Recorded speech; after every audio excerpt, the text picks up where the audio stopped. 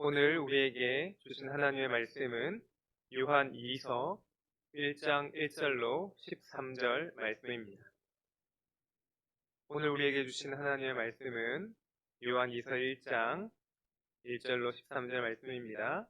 제가 받들어 봉독하겠습니다. 장로인 나는 택하심을 받은 부녀와 그의 자녀들에게 편지하노니 내가 참으로 사랑하는 자요 나뿐 아니라 진리를 아는 모든 자도 그리하는 것은 우리 안에 거하여 영원히 우리와 함께할 진리로 말미암음이로다. 은혜와 긍휼과 평강이 하나님 아버지와 아버지 아들 예수 그리스도께로부터 진리와 사랑 가운데서 우리와 함께 있으리라. 너희 자녀들 중에 우리가 아버지께 받은 계명대로 진리를 행하는 자를 내가 보니 심히 기쁘도다. 부녀여, 내가 이제 내게 구하노니 서로 사랑하자. 이는 새 계명 같이 내게 쓰는 것이 아니요 처음부터 우리가 가진 것이라. 또 사랑은 이것이니 우리가 그 계명을 따라 행하는 것이요 계명은 이것이니 너희가 처음부터 들은 바와 같이 그 가운데서 행하라 하심이라. 미혹하는 자가 세상에 많이 나왔나니 이는 예수 그리스도께서 육체로 오심을 부인하는 자라. 이런 자가 미혹하는 자요 적 그리스도니 너희는 스스로 삼가 우리가 일한 것을 잃지 말고 오직 온전한 상을 받으라. 지나쳐 그리스도의 교훈 안에 거하지 아니하는 자는 다 하나님을 모시지 못하되 교훈 안에 거하는 그 사람은 아버지와 아들을 모시느니라. 누구든지 이 교훈을 가지지 않고 너희에게 나아가거든 그를 집에 들이지도 말고 인사도 하지 말라. 그에게 인사하는 자는 그 악한 일에 참여하는 자임이라. 내가 너희에게 쓸 것이 많으나 종이와 목으로 쓰기를 원하지 아니하고 오히려 너희에게 가서 대면하여 말하려 하니 이는 너희 기쁨을 충만하게 하려 함이라. 택하심을 받은 내 자매의 자녀들이 내게 문안하느니라. 아멘. 이 서신이 쓰여질 당시 복음은 빠른 속도로 퍼져나가고 있었습니다. 그리스와 로마 전역에 가정교회들이 우후죽순 생겨났습니다. 그리고 사도들의 세대는 거의 다 끝이 났고 이제 요한만이 12제자 중 마지막에 그렇게 유일하게 생존해 있었던 것 같습니다. 그뿐 아니라 사도행전에 묘사되어 있는 이 교회의 철저한 감독도 더 이상은 불가능했고 동시에 순회 설교자들과 전도자들이 점점 증가하는 추세에 있었습니다. 그런데 순회 설교자들과 전도자들이 전한 메시지가 사도들이 전한 복음과 항상 일치했던 것은 아닙니다. 어떤 이들은 사도들의 증거가 원시적이고 세련되지 못한 것인 양 폄하하였고 그것보다는 자신들의 새로운 해석이 더 우월한 것처럼 주장하기도 하였습니다. 그런가 하면 또 어떤 이들은 구약의 율법의 그 순수성과 본질적인 요소들, 예를 들면 할례와 같은 이 전통적인 의식으로 되돌아가고 싶어 했습니다.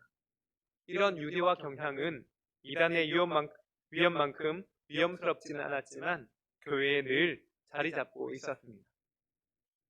그러나 무엇보다 이 요한의 마음을 근심스럽게 하고 또 가장 시급한 문제는 어떻게 하면 새로 생겨난 이 교회들이 참된 믿음 안에서 굳게 세워져 갈 수 있을까?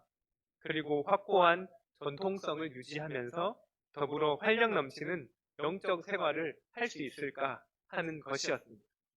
바로 이런 이유 때문에 요한 2서와 3서라는 서신이 쓰여졌고 또 신약 정경에 포함되어서 오늘날까지 전해지게 된 것입니다. 요한 서신이 쓰여진 시대와 오늘날의 상황은 분명히 다릅니다. 하지만 요한 사도가 걱정하는 부분과 오늘날 목회자들이 걱정하는 부분은 어쩌면 동일할지 모르겠습니다. 어떻게 하면 어두워져가는 세상 속에 특히 코로나라는 힘든 상황 속에서 사랑하는 성도들을 참된 믿음 안에 굳게 세워갈 수 있을까? 그리고 확고한 정통성을 유지하면서 더불어 활력 넘치는 영적 생활을 이어갈 수 있을까 하는 것입니다. 우리가 먼저 기억해야 할 것은 우리는 하나님의 택하심을 입었다는 것입니다. 성도님들께서 이 영상을 보시는 것도 우리 교회에 속해 있기 때문에 아침에 문자를 받아 이 영상을 보는 것처럼 요한 사도는 이 서신서를 보는 자들을 향하여서 1절 말씀에 보면 택하심을 받은 부녀와 그의 자녀들에게 편지하노니 라고 기록하고 있습니다. 이 택하심이라는 단어 속에 하나님과 우리와의 관계에 대한 모든 것이 담겨 있습니다. 세상의 수많은 믿지 않는 사람들과 성도들을 구분하는 결정적인 요인은 하나님의 택하심에 있습니다. 하나님의 택하심을 받은 성도와 그렇지 못한 사람들 사이에는 엄청난 차이가 있으며 성도로 택함받았다는 것은 말로 표현할 수 없는 큰 은혜입니다.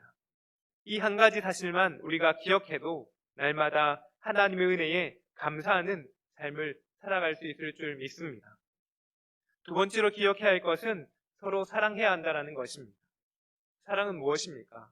6절 말씀에 보면 또 사랑은 이것이니 우리가 그 계명을 따라 행하는 것이요 라고 기록하고 있습니다. 하나님의 계명을 지키는 것이 사랑을 실천하는 것이라 말합니다.